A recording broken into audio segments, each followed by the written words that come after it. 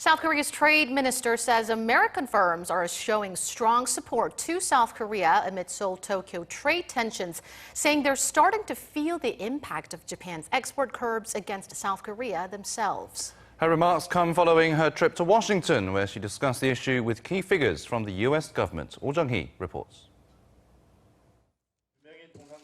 U.S. industries have been dealt a blow by Japan's export restrictions on South Korea and are calling for the trade spat to be resolved quickly. That's according to South Korea's Trade Minister Yoo Myung-hee, who visited Washington last week and met with key trade-related officials. I stress that Japan's export curbs will hurt not only Korea and Japan, but the whole world, including American companies, through the global supply chain.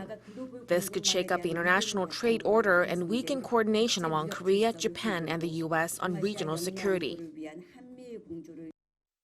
Minister Yoo said officials from the U.S. government and Congress, including Commerce Secretary Wilbur Ross, showed understanding and said they'll work with Seoul.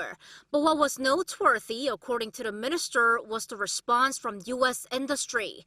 American companies have been silent since Japan's announcement, but they sent a letter to Seoul's trade minister saying they've started to feel the impact.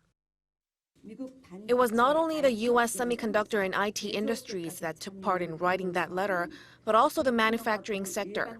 The letter claimed that Japan's unilateral change in export policy could cause confusion in the global supply chain and deal a blow to overall industry in the long term. They pointed out that there needs to be a quick resolution. The trade minister said South Korea is always ready to meet with Japan. Seoul had proposed that the trade ministers of the two countries meet on the sidelines of the Regional Comprehensive Economic Partnership meeting later this week, but Tokyo turned that down.